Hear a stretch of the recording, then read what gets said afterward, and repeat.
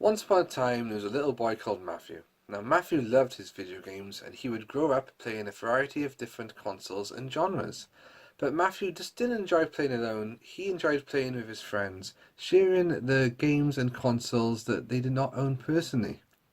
When Matthew became a teenager, he would spend most of his teenage life inside on a PlayStation rather than going out with his mates. When Matthew became a bit older and into adulthood, his love for video games would not waver, well then he did start going out a lot more, a hell of a lot more. But Matthew, through all those years, never expected that one day he would grow up and feature in a PlayStation 2 magazine. And this, guys, is the story of the time I got into this magazine right here. Okay, so as you know, I love video games. I've been playing them my entire life, and I've been reading the official PlayStation UK magazines for as long as I can remember. This one's like 2008, 10 years ago. I'm still reading them now. So yeah, this is one I've kept in great condition because I am actually inside this magazine. And this came about a long time ago, 10 years ago, in April 2008. There used to be a feature called Reader Profile.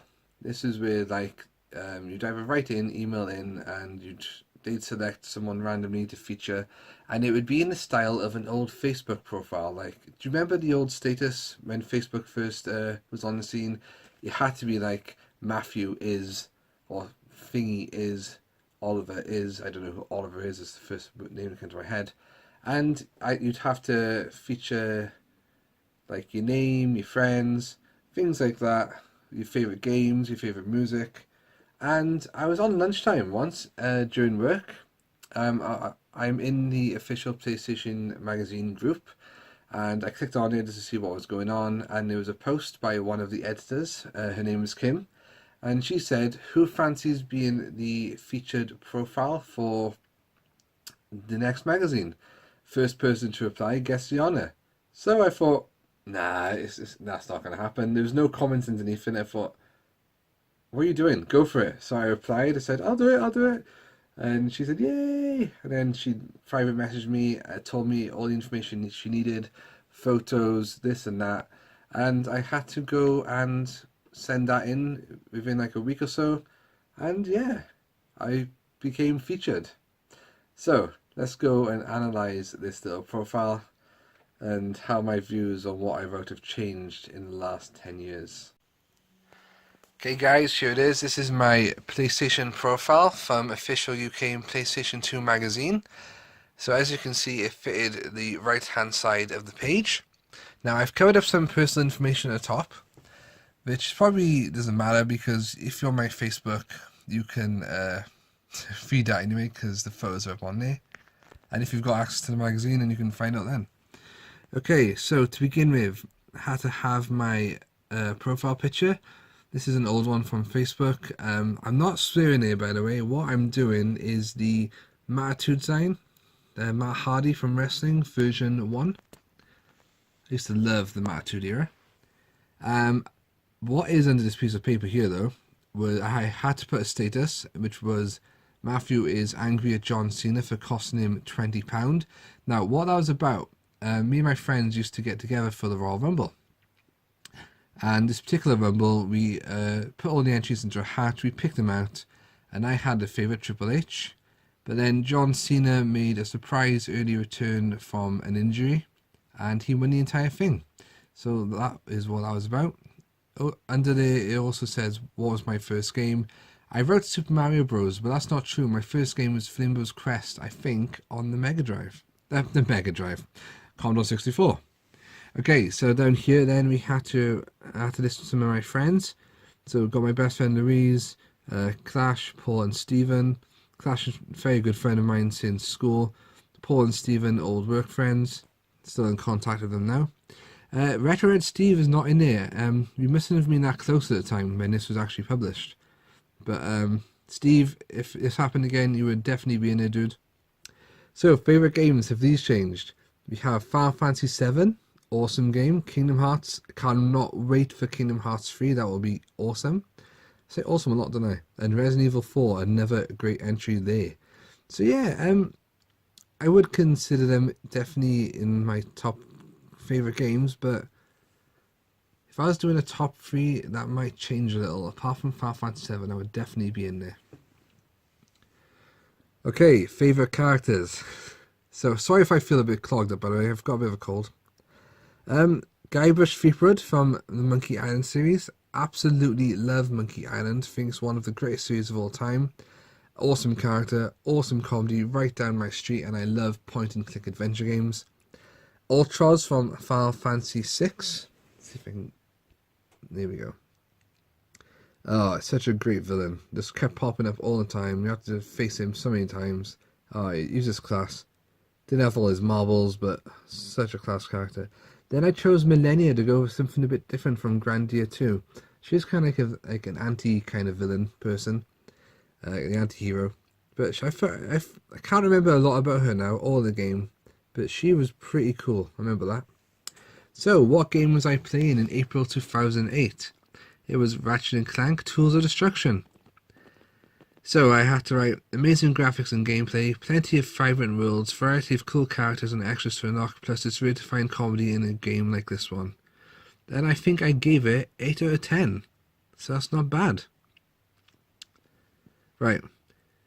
My best moment in a game, defeating Ultimisia in Final Fantasy VIII. I struggled for weeks against her. I can't explain the feeling of joy. I was dancing around the room for the next 30 minutes. It did take me quite a while to defeat Ultimisia back in the day. When I wasn't that used to RPGs. I'm pretty sure I do better now. But she was one tough ass boss. I remember that much. Okay, so my local game shop was in Game Station, now called Game, in Caerphilly. That is still there. Probably every now and then, but not too often. My life. Interest. Writing, yeah. Retro cartoons and anime, well, if you've watched my channel, you know that much. Maybe you didn't know about the writing though, but yeah, I used to be big into writing. Music, Meatloaf, had the pleasure of meeting him at London Comic Con back in July. Dragon Force, Naruto and Bleach soundtracks. Yep, more anime there. Films, here we go. Heart and Souls, Stand By Me, Three Ninjas, American History X, Ninja Scroll, Muppet Treasure Island. Now, I'd probably take American History X and Ninja Scroll out of that now. If these were my top 5, like. I'd put Hook in there. I'd definitely keep Heart and Souls and Stand By Me. Muppet Treasure Island and Three Ninjas for the childhood nostalgia, definitely. Bugs Comics, Alex Rider. Back then. I only read like the first 2 books, I think, of that. Stephen King, yeah, I used to love books by Stephen King. It was one of my favourites, and when that film was remade last year, it was absolutely friggin' awesome. Naruto manga, I've got like 4 of those, or 5, but I haven't really read them, to be honest, so if I could have a gaming pet, I would choose Bobby Corwin, the Chocobo from Final Fantasy IX. Yeah, still a good shout, I'd say. What I listen to when I'm gaming, well, actually, what I listen to when I'm gaming is the soundtrack of the games, but you had to list something, so I just put Sonic Firestorm by Dragon Force, because I was big into Dragon Force at the time. Helped me get through a lot of days in work, that did. Game character most like me. Now, I'm not too sure about this one, I would definitely change it. Rock Lee from Naruto. I used to have the same hairdo as him. Close enough. We're both determined, yeah. Hyper, yeah. And random times, definitely. And we can both do the Forbidden Lotus move, honest. Oh yeah, totally. Okay, so even though Rock Lee is an anime character, obviously they've got a lot of Naruto video games, which is why I chose him. If I could choose a game character most like me now, oh man, is there one? I think I'm pretty unique, to be honest. And now is it, guys. See yourself here? Want to be our featured reader in the future issue? Just email psnation@futurenet.co with your name and age, and we'll get in touch if you're picked for a profile. So I didn't have to email them. I was just lucky enough to reply to that message on Facebook. And that, guys, is it. Almost. Okay, so there is another magazine appearance. Fast forward to March 2015, and issue, is it 107?